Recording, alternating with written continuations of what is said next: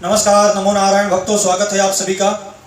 भक्तों, क्या आपको पता है मुहूर्त में यदि कोई भी कार्य किया जाता है तो वह असंभव कार्य भी संभव हो जाता है।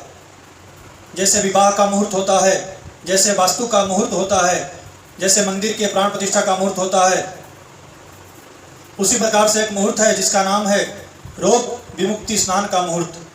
इस मुहूर्त में स्नान करने से सारे रोगों से मुक्ति मिल जाती है और यह रोग विमुक्ति स्नान का मुहूर्त 15 जून 2024 दिन शनिवार को मिल रहा है।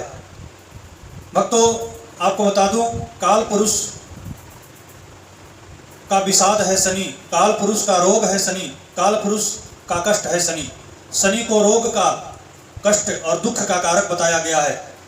वैसे तो रोग विमुक्ति स्नान का मुहूर्त अपने आप में बहुत बड़ा अद्भुत है, पर अगर रोग विमुक्ति स्नान का मुहूर्त शनिवार को मिले तो यह सोने पे सुहागा है। यह किसी वरदान से कम नहीं है। शनिवार को रोग विमुक्ति स्नान का मुहूर्त मिलता है तो समझ लीजिए कि इस दिन भगवान की साक्षात कृपा है आपके ऊपर।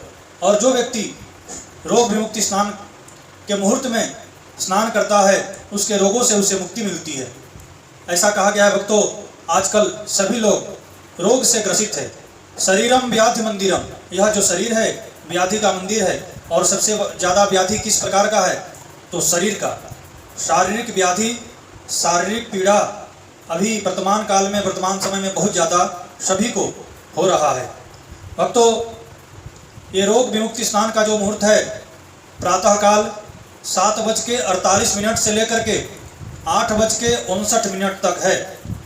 15 जून 2024 शनिवार को प्रातःकाल 7:48 से लेकर 8:59 8:59 तक है। इस समय में आपको स्नान करना है। स्नान की विधि क्या है भक्तों, आपको नीम का पत्ता जल में डाल करके उबाल लेना है और उसी जल से आपको स्नान करना है। उबालने के बाद उस जल को ठंडा कर लीजिए, फिर उस जल को आप मिला करके स्नान कीजिए। अगर आपको नीम का पत्ता नहीं मिलता है तो अशोक वृक्ष के पत्ता को जल में डाल करके उबाल लीजिए और उससे स्नान कीजिए। नीम का पत्ता, अशोक का पत्ता भी ना मिले तो एक तीसरा उपाय है भक्तों कि साबुत हल्दी की गांठें 5, 7, 9 अथवा 11 साबुत हल्दी की गांठें को जल में डाल करके उबाल लीजिए और उससे स्नान कीजिए। एक काम और आपको करना है, जिस बाथरूम में आप रोग विमुक्ति स्नान के मुहूर्त में स्नान किए हैं तो स्नान करने के बाद उस बाथरूम को, उस जगह को स्वच्छ जल से साफ कर दीजिए, धो दीजिए। क्योंकि ऐसा कहा गया है कि आपका स्नान करने के बाद अगर तुरंत वहाँ पर कोई व्यक्ति पहुँच जाए और स्नान करे तो आपका रोग उस व्यक्ति को स्पर्श कर सकते हैं। इसीलिए उस बाथरूम का जो जल है उस बाथरूम को पूरी तरह से स्वच्छ और साफ कर दे। सभी व्यक्ति को इस रोग विमुक्ति स्नान का अवश्य लाभ लेना चाहिए और अपने शारीरिक पीड़ा से मुक्त होने का यह जो उपाय हमारे ऋषि मुनियों ने मुहूर्त के रूप में बताया है, इस मुहूर्त का हम सभी को लाभ लेना चाहिए।